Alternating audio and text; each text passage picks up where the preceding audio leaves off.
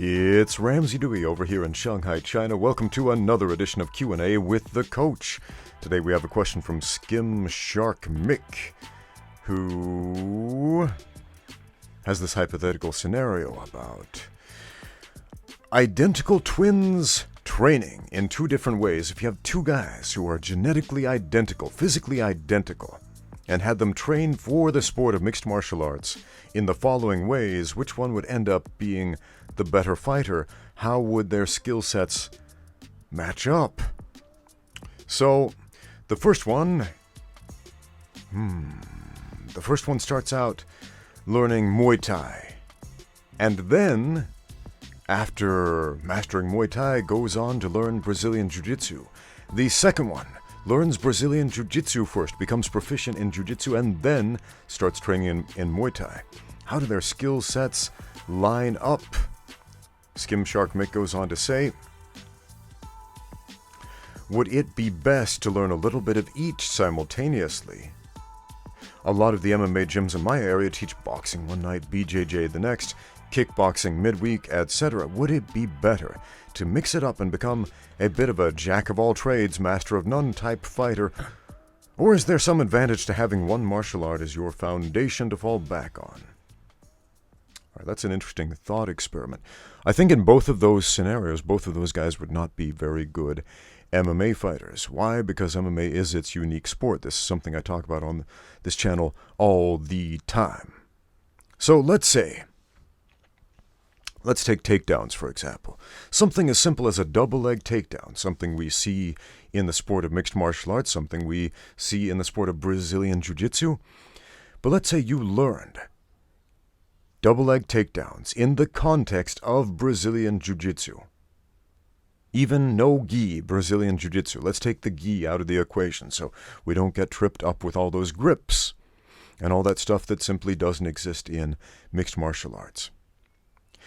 So we have this fighter who becomes really proficient at doing double leg takedowns in no-gi grappling scenarios against other guys who are doing no-gi grappling against him. How much is that skill set going to cross over into doing double leg takedowns in an MMA fight? I'm going to tell you, it's going to be a shocking wake-up call for that BJJ fighter who has not practiced the double leg takedown in the context of the sport of mixed martial arts. Training in MMA is not being a jack of all trades. It is one trade, it is one sport, it is one unique, importantly different sport, with its own rules, with its own techniques, its own application of those techniques. Setting up a double leg takedown against a guy who is grappling with you in the context of a grappling tournament is a radically different thing than setting up a double leg takedown against an MMA fighter in a cage fight, with a cage, by the way. Man, that cage changes a lot of things. The boundary it changes a lot of things. It's not just the striking. Man, this is a very nuanced discussion. It really is. And a lot of people can't see the difference because they think, well, in the double leg takedown, you just step here and put your arms here and then do this sort of action. And yeah, that's the mechanical process of finishing the takedown. We're talking about actually getting there in the first place without getting hurt. It's a different thing. What about Muay Thai? Does Muay Thai teach you to get in position for a double leg takedown? No, it doesn't. Does it teach you to get in position for a double leg takedown in the context of the sport of mixed martial arts without getting hurt? No, it doesn't. Does Jiu-Jitsu address that? No, it doesn't. Let's talk about positions for a minute. Now, there is a lot of crossover between Muay Thai and MMA. There is a lot of crossover between BJJ and MMA, but they're importantly different things. Positions of grappling. Now, the big scoring positions in Brazilian Jiu-Jitsu are very important in mixed martial arts as well, but for different reasons. We have mount, knee mount, side mount, and back mount. You score points for those positions in Jiu-Jitsu tournaments, and those are all important positions in mixed martial arts, not because you score points, but because those give you options to inflict damage and to finish the fight. Those give you opportunities to win, basically. But the strategies built around those positions are radically different. The approaches to getting those positions are radically different. What you actually do with those positions is radically different. Take knee mount, for example. In Brazilian Jiu-Jitsu, it's basically two things. One, it's a scoring position. You hold that position for a few seconds, you get a couple of points. And it's a transitionary position, where you can go from side control to knee mount to spin around to the other side to keep the guy guessing, basically. And you can do those things in mixed martial arts, but the primary purpose of the knee mount is to inflict damage to the other guy and work toward a TKO. But then again, there are many other positions in mixed martial arts, grounded grappling positions, which are very important, which are striking, finishing positions.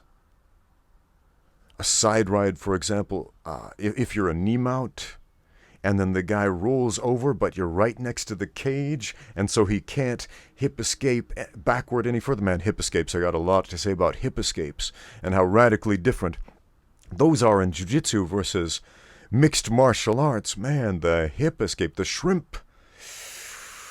I mean, think about shrimping for a minute. Think about it. Somebody is mounting us, right? And so we frame against their hip, their leg, their knee, and we drive our butt out, and we actually bring our head closer to their fists. And there are many practical applications of this, but there are many ways where it is a practical application in Brazilian Jiu-Jitsu and a really stupid thing to do in MMA.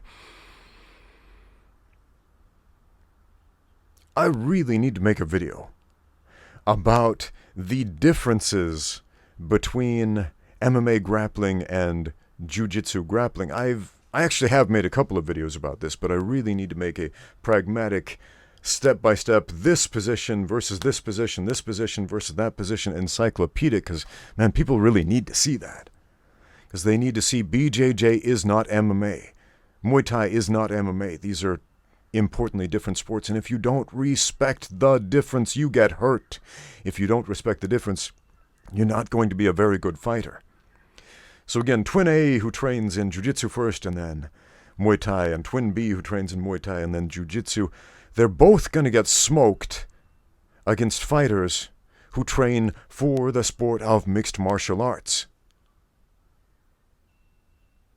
And you're talking about having a base to go back on. Man, having a base to go back on.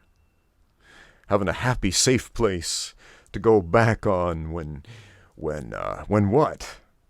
When what? You get rocked really hard and you can't think anymore and you're basically knocked out standing, and so you're just sort of floating around going on autopilot.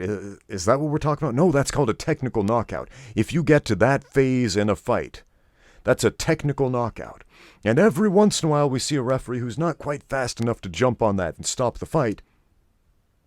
And once in a while, once in a blue moon, the exception, not the norm, the fighter will come back to life and have the amazing Rocky-like comeback that we're all trained to expect and want, but in reality, again, it is not the norm.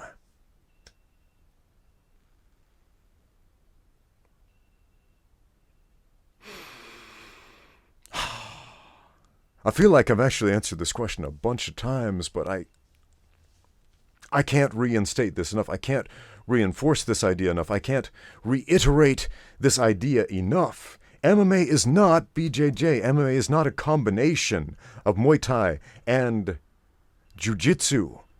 Muay Thai and Jiu-Jitsu are like supplements for MMA. They're like eating your vegetables, taking your vitamins. They are not the meat and potatoes, if you will.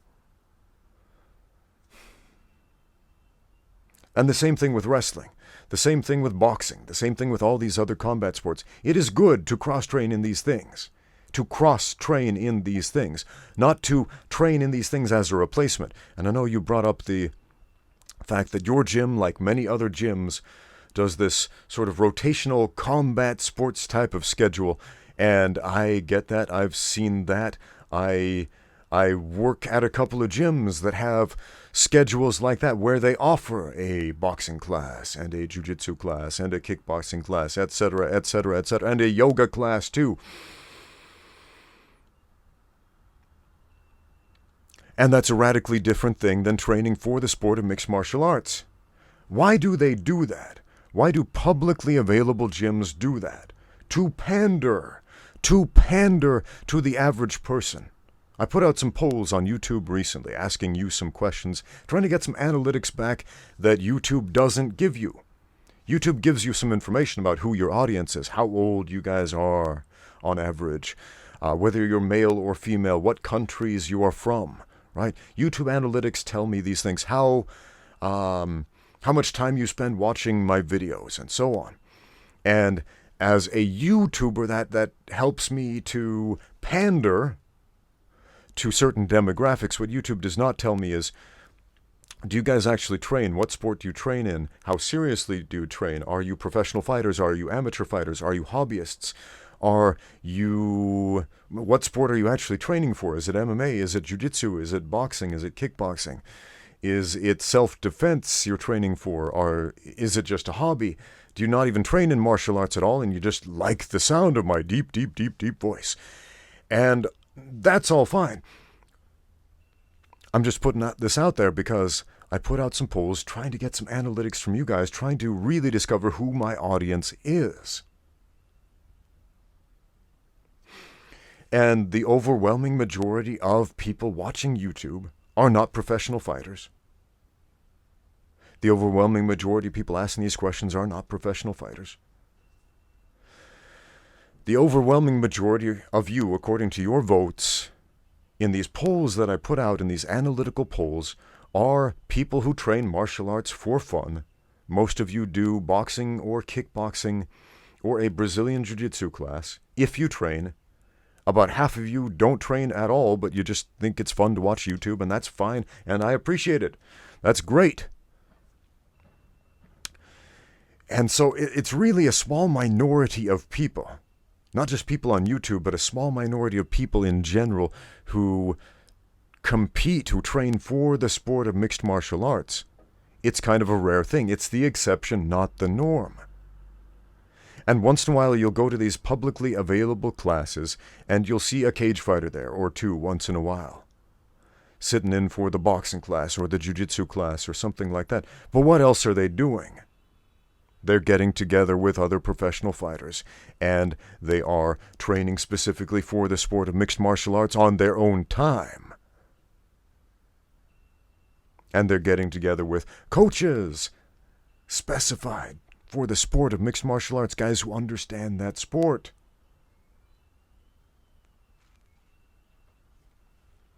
On their own time, on their own dime as well.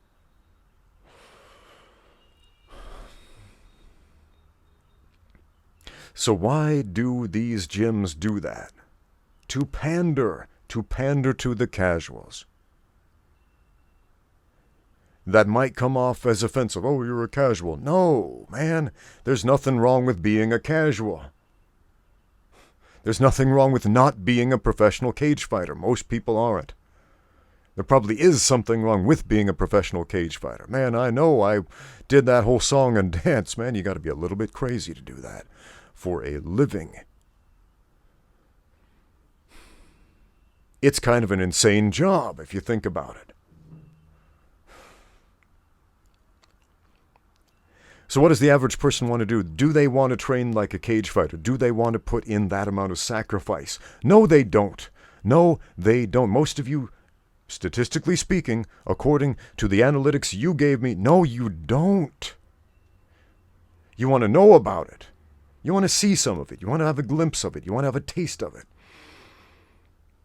But let's be honest, most of you are not all about that life. And that's okay.